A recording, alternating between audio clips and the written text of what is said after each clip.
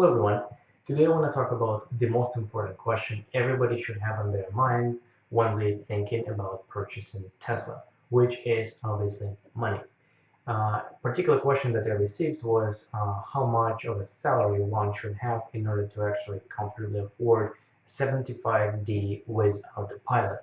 And actually, I also very much appreciate that there was a note about autopilot because I do not believe it's really actually worth to take to buy a Tesla without autopilot. It's not the saving that you want to do while purchasing Tesla. It's basically killing a huge chunk of the actual value of the car, and you're not saving really that much. So I think it's actually a reasonable decision to purchase autopilot.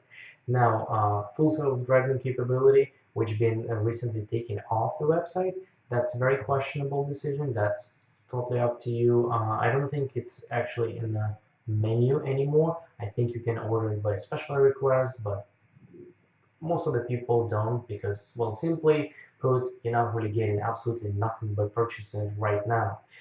Tesla promising in the future, as you can tell from a name, full self-driving capability. However, that's probably down the road a few years from now on at least, just simply because of the government approvals and the technology, of course. And Tesla would have to replace an actual hardware. It would have to be upgraded, even on the brand new models that are coming out right now, including the Model 3. The current hardware will not be able to support a full self-driving capability. They're actually working on their own chip made by Tesla, but that's just the future plans. There right now there is no definitive timeline for it.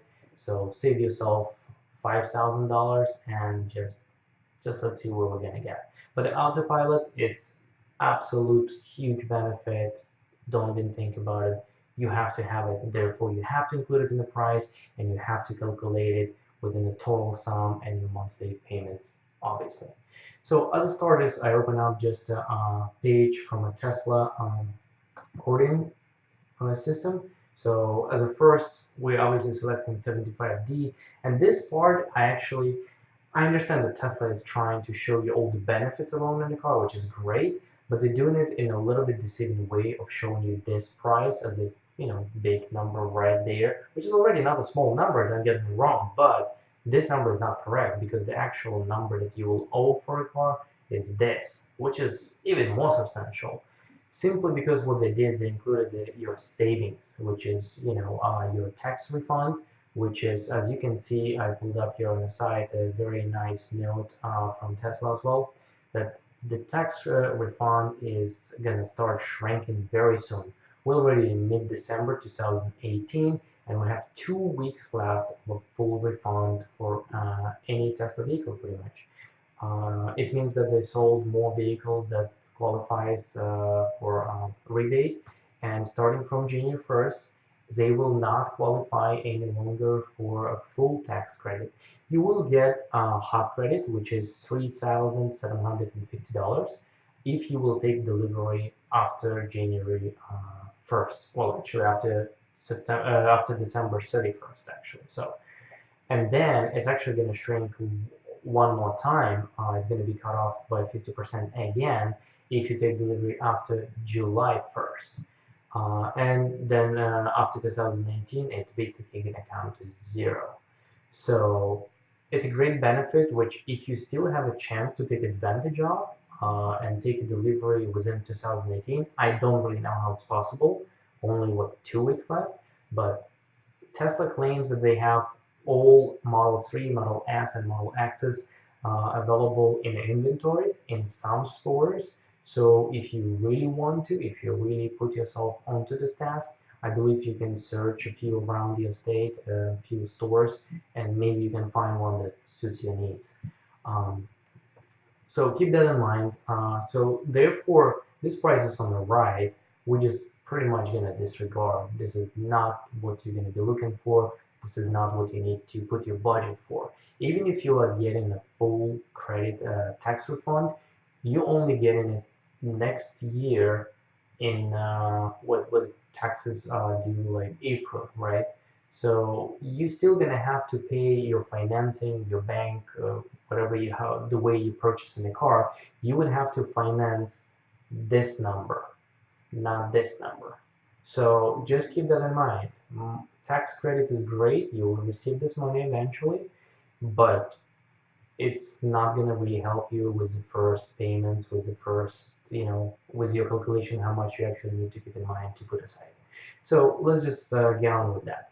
We have our basic 75D. We're going to choose this. We're going to go next. Color. Let's just try to be as minimalistic as possible, as budget friendly as possible.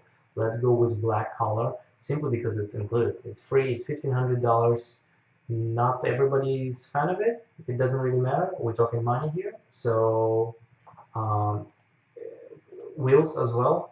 I don't really understand how Tesla charging $1,500 for just a slightly different shade on the absolutely identical wheels. That's a little bit ridiculous to me because, well, if you go to any third party to paint your wheels will cost you, I don't know, maybe $200. Certainly not $1,500. So that put in perspective, I don't understand this is a feasible option whatsoever, and we're not going to even think about it. Now the next option is 21-inch twin turbine wheels. Look great. Again, if you're thinking from a budget perspective, the larger your wheels are, it's gonna cost more. Just the tires themselves, maintenance of actual rims as well. So you're gonna have certainly more on curb rush. You're gonna have some scratches, way more than you have on 19s. Plus, it's already been proven that 19s, for some reason, get a little bit more range. I'm only saying some reason because I actually don't know the reason. I know there is actually a good reason, I just don't know it. So on the 19s, you're actually gonna get a little bit more range, and it's proven by me that it's certainly more comfortable. I drove on 21-inch and I drove on, my car have a 19-inch, just basic silver, and I certainly feel like my car have a way more luxurious ride than compared to the same one that was 21-inch. So just keep that in mind. For our purposes, we're going to pick the one option that's included, which means it's free. So let's going to go next one, interior. So what Tesla did just recently, they included the premium interior to the Model S. They raised the price slightly. However, they included the full leather. It's a vegan leather interior, which I don't know what that means actually with vegan leather. I know it's technically not leather, but the quality is very good. I can tell you that much. My car so far has 20,000 miles. It holds up amazing. It looks like brand new. So included interior color is only black, and that's what we're gonna go as an option.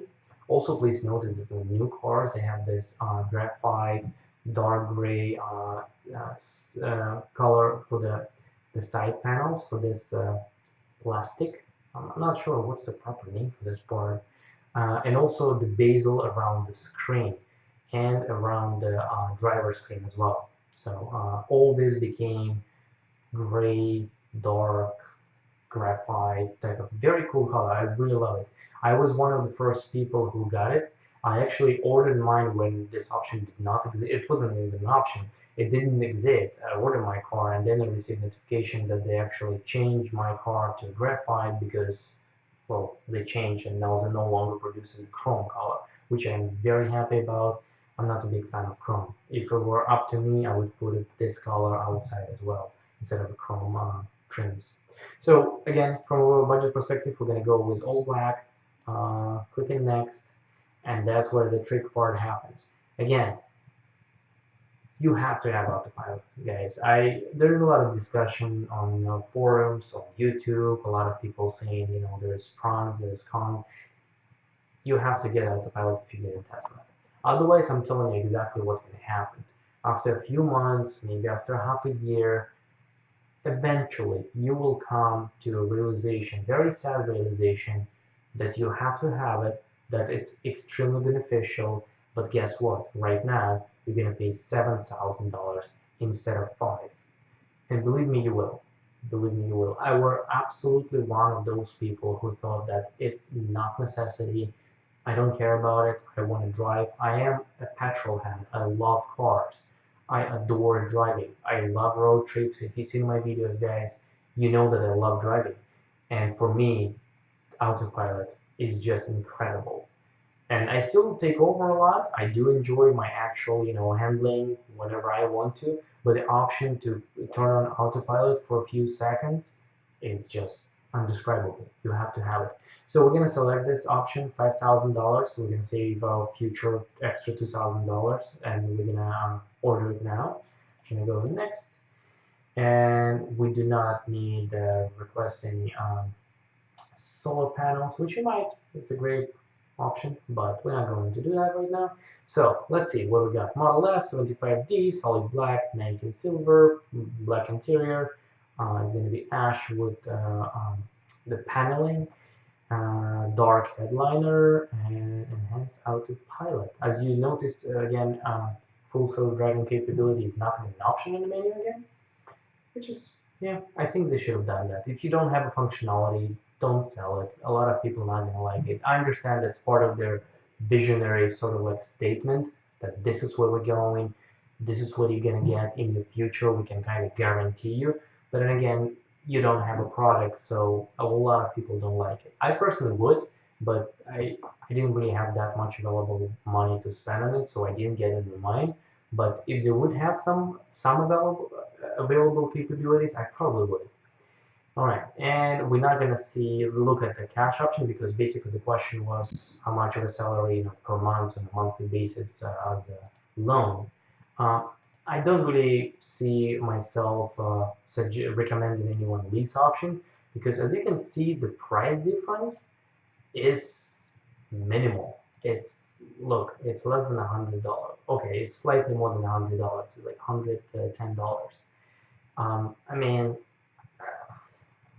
I don't know. For the person who put 20,000 miles in 6 months lease, it's not even an option. And when you will have a car like this, believe me, you would want to drive a lot. You will.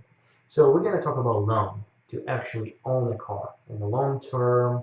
You know, this car is totally worth to keep around. And this is the number that you're looking at. And again, just keep in mind, they're showing you this number, but this number is not for you to consider when you're budgeting. $980 is only after you get your whole gas savings, after you get your tax rebate, and possibly your not only federal tax rebates, but also your state rebate. Not all states, first of all, do give it to you, and in some states it's not substantial at all. Some do give some benefits like access to HOV lane, and there's some nice benefits. You can find some additional parking in many places. So there's certainly benefits to EV cars, but you shouldn't really consider them when you're thinking about budgeting. So you absolutely have to look at this price on the right, and this is just going to be my personal few cents. My personal, very strong opinion is that in life you have two the biggest purchases, I guess, which is obviously your house or apartment or whatever your living expenses is, and your car. We live in a world where transportation is a necessity, and although this seems like a very luxurious and unnecessary choice, however, you will come with a realization that's actually help you save and be like, very conscious about your decisions. I believe that in two of those major purchases as a house and a car, you should not spend more than 50% of your salary, meaning that you have to just budget yourself roughly 25% for your housing, 25% for your car. Obviously, a lot of people are gonna not happy with this math because they're gonna say like, well, that's just stupid to spend same amount on your car that you do on your house. Of course, and that's already about your comfort. You should do your own math if you want to spend 10% on your vehicle and 40% on your house. This is totally personal. I'm not gonna go there.